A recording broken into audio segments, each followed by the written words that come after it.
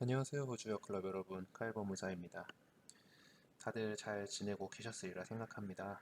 퍼스는 이제 겨울에 접어들기 시작하는지 요 지난 한 며칠간 비가 좀 내리는 날이 며칠 있었어요. 이제 퍼스 같은 경우는 겨울이 비가 많이 오는 시기다 보니까 이제 비가 오기 시작하면 이제 슬슬 겨울이 찾아오고 있구나라는 네, 예상을 하게 되죠.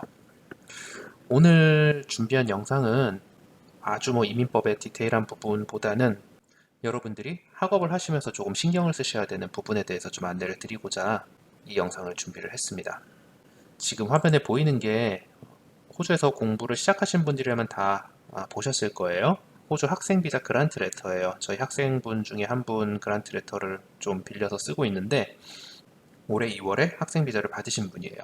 근데 여러분 비자 레터를 받으시고 그냥 나 비자 나왔다 이제 호주 가서 공부하면 된다 이렇게 생각하시지 말고 요 밑에 비자 컨디션들이 달려 있는데 이런 것들은 한번 꼭 살펴보셔야 돼요. 이 비자 컨디션이 내가 이 비자를 소지하고 있는 동안 지켜야 할 사항들이거든요. 주의사항들. 그런데 이거를 별 생각 없이 그냥 지나치시는 경우가 많이 계신데 여기에 나와 있는 컨디션들은 내가 호주에 체류하는 동안 지켜야 될 사항이니 이 부분은 꼭 신경을 쓰셔서 한 번씩 읽어보시면 좋을 것 같아요. 제가 오늘 살펴보고자 하는 거는 이 컨디션 중에 하나인 이 8533 Inform Provider of Address 라는 부분이거든요. 이게 왜 중요한지 그리고 이 부분이 나중에 여러분들한테 어떤 영향을 미칠지 좀 살펴보고 싶습니다. 자, 일단 요거는 굉장히 간단한 컨디션이에요. 내가 호주에 들어와서 주소지를 이동을 하게 되면 내가 다른 곳으로 이사를 가게 되면은 반드시 학교에 통보를 해줘야 됩니다. 요 컨디션을 조금 더 자세히 살펴볼게요. 자, 이 이민성 웹사이트에 들어오시면 스튜던트 비자 서브클래스 500으로 검색을 하시면 이렇게 컨디션들을 살펴볼 수 있는 페이지를 찾을 수 있거든요. 그런데 여기 보시면 아까 봤었던 8533 Inform Provider of Address라고 돼 있죠. 그래서 여기에 써 있기로는 이사를 갈 때 반드시 7일 이내에 학교에 통보를 해줘야 된다. 라는 조건이에요. 그러니까 이사 가면은 이민성에 이제 비자를 받았기 때문에 이민성에 통보를 할 필요는 없지만 반드시 내가 다니고 있는 학교에 내 주소가 새로운 주소로 바뀌었습니다라는 것을 통보를 해주라는 얘기예요. 그래서 이 컨디션 요거를 위반했다고 해서 갑자기 너 이거를 7일 안에 학교에 얘기를 안 했으니 우리가 너의 비자를 캔슬할 거야. 이런 상황이 생기는 경우는 사실 현실적으로 좀 보기가 힘들죠. 그런데 요거를 반드시 해주셔야 돼요. 컨디션이기 때문에 여기에 나와 있는데 이민성이 학교를 통해서 너한테 컨택을 할 거야. 그래서 네가 주소를 업데이트하지 않으면 우리가 너한테 컨택을 할 수 없어. 현실적으로는 이민성이 주소지로 컨택하는 경우는 거의 없지만 어찌됐든 간에 주어져 있는 컨디션이기 때문에 해주는 게 좋겠죠. 왜냐하면 학교에 요 업데이트를 해줘야 학교에서 발송하는 서류라던가 텍스 인보이스 이런 것들도 집 주소로 다 받으실 수 있기 때문에 요거를 미스하지 마시고 꼭 신경을 써서 업데이트를 해주실 것을 권장드립니다. 제가 이 컨디션을 얘기를 하는 이유가 뭐냐면은 학업 다니는 동안 그냥 내가 한국도 아니고 호주에서 임시로 사는 숙소를 옮기는 게 그리 중요한가라고 이제 생각하시는 분들이 많이 계신데 이게 나중에 점수제 기술 이민을 고려하고 계신 분들 특히나 지방 지역에서 학업을 하심으로써 지방 지역 학업 점수를 받으시려는 분들한테 굉장히 중요한데 자 한번 볼게요. 자, 호주 점수제 기술이민 점수표 저희 호주역 클럽에서 이제 만들어 놓은 건데요. 이민서 웹사이트에 있는 거를 제가 그대로 좀 보시기 편하게 만든 표예요. 근데 맨 밑에 보시면 호주 지방 지역 학업 2년 이상 호주 지방 지역에서 학업을 했을 경우 추가 점수 5점을 받으실 수 있는데 이 5점을 받기 위해서 만약에 189 독립기술이민이나 190 혹은 491 주정부 후원 비자를 신청하게 될 때 내가 지방 지역에서 학업을 했습니다라는 걸 증빙을 해야 돼요.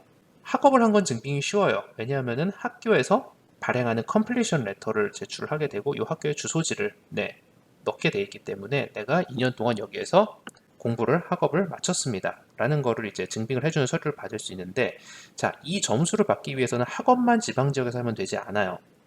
거주도 지방 지역에서 했다는 게 증빙이 돼야 돼요. 그러면 거주는 어떻게 증빙을 하나요? 가장 대표적인 게 만약에 내가 지방 지역에 위치한 그 집을 하나 렌트를 해서 렌트 계약서를 작성을 했다. 그리고 그 렌트 계약 기간이 내가 학업하는 기간을 충분히 커버를 한다. 라는 게 이제 증빙이 되겠죠. 가장 좋은, 가장 대표적인 이제 증빙 서류고, 거기에 플러스해서 뭐 유틸리티 빌들, 예를 들어서 뭐 수도세, 전기세, 아니면 가스비, 또 혹은 자동차 레지스트레이션 연장하는 그러한 우편물들이 이제 집으로 오게 되는데, 그 우편물들이 이제 그 집 주소가 써 있겠죠. 어디 어디에 살고 있는 홍길동이라는 사람 앞으로 이제 주소지가 적혀져서 이제 우편으로 발송이 되기 때문에 그러한 레터들로 또 증빙을 하시게 돼요. 그래서 세금 납부를 하시고 이 레터를 없애버리거나, 요즘에는 온라인으로도 많이 오시거든요. 그쵸? 온라인으로도 많이 발송을 받는데, 요 온라인으로 왔다 해서 그냥 이메일 지워버리지 마시고 요거를 학업 기간 동안은 꾸준히 차곡차곡 잘 모아두셔야 돼요. 물론 그거를 다 내진 않지만 그 기간별로, 예를 들어서 지방 지역에서 학업을 하더라도 뭐 집을 이사를 갈 수는 있잖아요. 그렇죠? 예를 들어서 뭐 A라는 집에서, A라는 동네에 있는 집에서 한 6개월 살다가 집이 너무 좀 상태가 안 좋아요. 그래서 이사를 가야 돼요. 그래서 B라는 지역에 있는, 역시 동일한 지방 지역 안에 있는 B라는 지역으로 이사를 가게 된다. 그러면 주소지가 두 개가 되죠.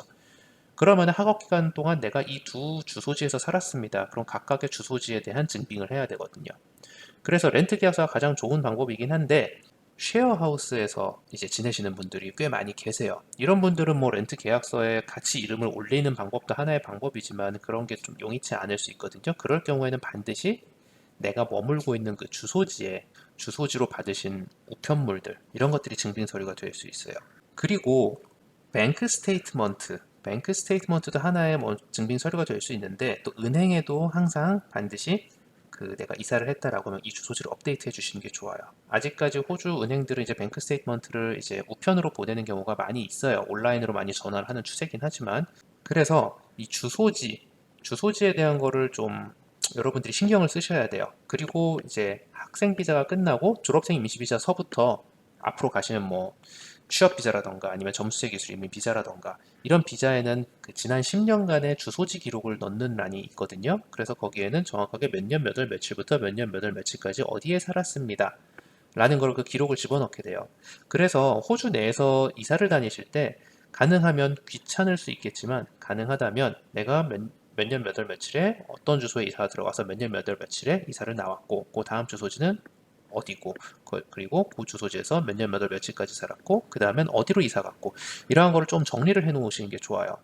뭐 일자까지 정확하게 파악이 좀 어려운 경우가 있긴 있는데, 최대한 정확한 자료를 이제 비자 신청서에 집어넣으셔야 하기 때문에 그 주소지 기록은 좀 신경 써서 관리를 해주시는 게 좋습니다. 그리고 뭐 지방지역 학업 얘기가 나왔으니까 하나 더 첨언을 하자면, 지방지역 학업은 많이 물어보시는 게 그거예요. 만약에 제가 3년짜리 바첼러 학위를 하는데 우리 학교가 지방 지역에도 캠퍼스가 있고 뭐 시드니에도 캠퍼스가 있어요. 그러면은 일단 학업을 시드니에서 시작해서 1년간 마치고 나머지 2년을 지방 지역으로 트랜스퍼를 해서 거기서 2년의 시간을 채우면 될까요? 그럼 이 점수를 받을 수 있나요? 라고 물어보시는데, 불가능합니다.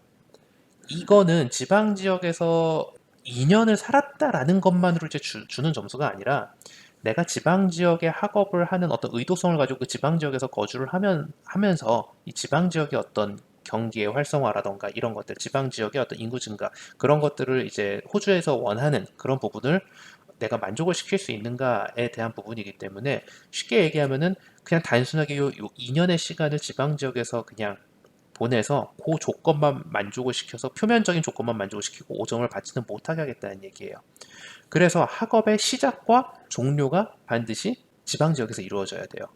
그러면 지방 지역에서 거주를 하고 학업을 해야 된다는데, 그럼 제가 뭐 여행을 가거나 이런 경우는 지방 지역에서 벗어나게 되는데 그런 경우는 어떻게 되나요? 라는 질문도 가끔가다 하시는데, 단순하게 여행이라던가 짧은 기간 동안 잠깐 뭐 대도시에 방문을 한다던가, 예를 들어서 뭐 한 달에 한 번 정도 친구 만나러, 여자친구 만나러 주말에 한 2, 3일 정도 머물고 돌아온다던가, 이런 경우는 사실 크게 상관은 없어요. 한국에 뭐 한 달 정도 다녀온다던가 이런 거는 크게 문제가 안 되는데, 매주 주말에 계속 시드니로 올라간다던가 이런 부분은 문제가 될 수 있겠죠. 왜냐하면은 이 사람의 의도성이 보이질 않는 거예요. 지방 지역에서 어떤 정착을 하겠다라는, 지방 지역에 내가 정착을 해서 이곳에서 삶을 영위한다라는 어떤 의도성이 결여됐다고 보는 거죠. 그래서 그냥 비정기적으로 짧은 기간 동안 잠깐 다녀오시는 건 괜찮은데, 뭐 매주 혹은 뭐 주소지를 여기다 하나 만들어 놓고 학업은 주에 3일밖에 안 나가니 3일 동안 여기 와서 생활을 하고 주 4일은 뭐 여자친구랑 같이 시드니에서 지낸다던가 이런 것들은 사실 만족이 되는 상황은 아니시죠. 뭐 이민성이 사실 그거를 어떻게 알아내요? 라고 물어보시면 사실 저도 할 말은 없는데 그렇게까지 리스크 테이크 하실 필요가 있을까요? 네, 그래서 이민성에서 요구하는 그 조건이 있다면 그 조건을 만족을 시켜주는 게 좋겠죠. 그래서 오늘은 조금 간단한 내용인데 여러분들이 비자를 나중에 준비하실 때 조금 애먹는 부분 중에 하나가 이거예요. 지난 10년간의 주소지 기록 그리고 내가 지방 지역에서 학업을 했다는 것을 어떻게 증빙하는가. 그래서 이러한 자료들을 좀 모아 놓으시면 나중에 비자 준비를 하실 때 조금 더 수월하게 진행을 하실 수 있을 것 같습니다. 다음번에도 또 조금 가볍지만 중요한 정보들을 알려드릴 게 있으면 이렇게 짧은 영상을 통해서 안내를 드리도록 하겠습니다. 여러분 항상 화이팅 하시고 저희 호주유학 클럽 유튜브 채널, 카페 많이 방문해 주시고 구독과 좋아요 많이 눌러주세요. 네, 감사합니다.